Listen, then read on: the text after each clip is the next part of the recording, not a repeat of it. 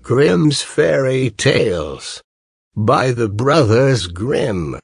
The Mouse, the Bird, and the Sausage. Once upon a time, a mouse, a bird, and a sausage entered into partnership and set up house together. For a long time all went well. They lived in great comfort, and prospered so far as to be able to add considerably to their stores. The bird's duty was to fly daily into the wood and bring in fuel. The mouse fetched the water, and the sausage saw to the cooking. When people are too well off, they always begin to long for something new.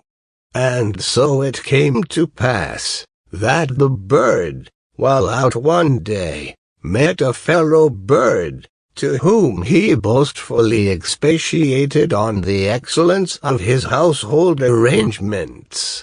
But the other bird sneered at him for being a poor simpleton, who did all the hard work, while the other two stayed at home and had a good time of it.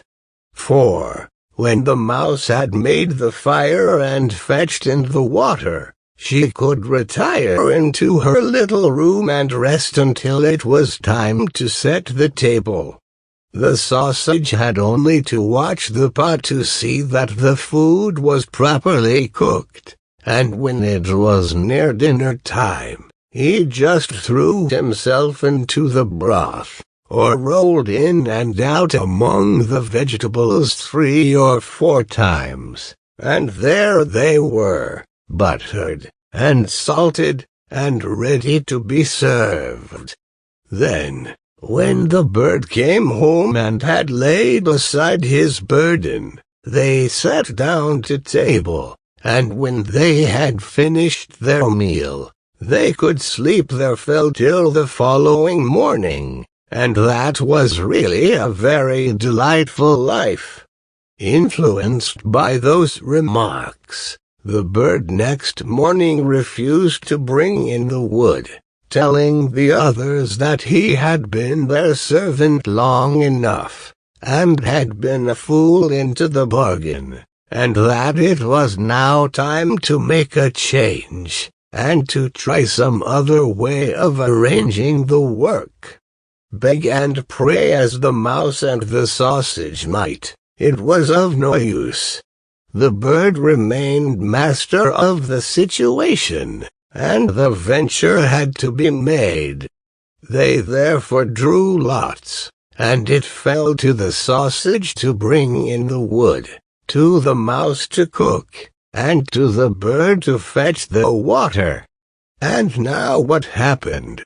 The sausage started in search of wood, the bird made the fire, and the mouse put on the pot, and then these two waited till the sausage returned with the fuel for the following day.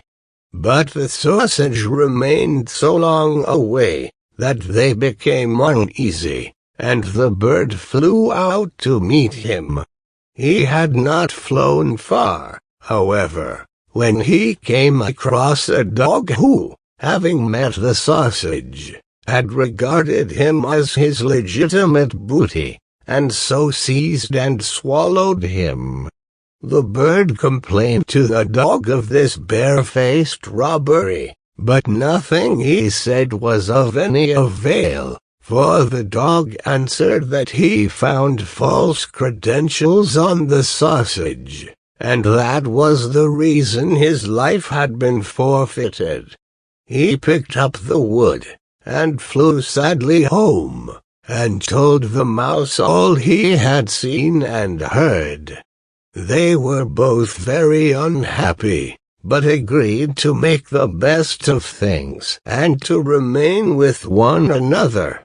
So now the bird set the table, and the mouse looked after the food and, wishing to prepare it in the same way as the sausage, by rolling in and out among the vegetables to salt and butter them, she jumped into the pot.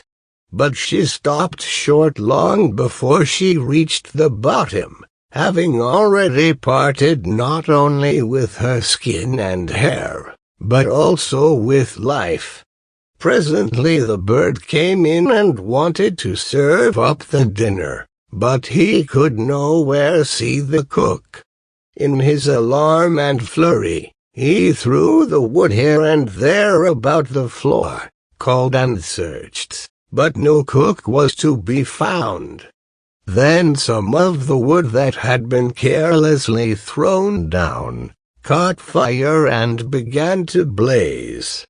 The bird hastened to fetch some water, but his pail fell into the well, and he after it. And as he was unable to recover himself, he was drowned.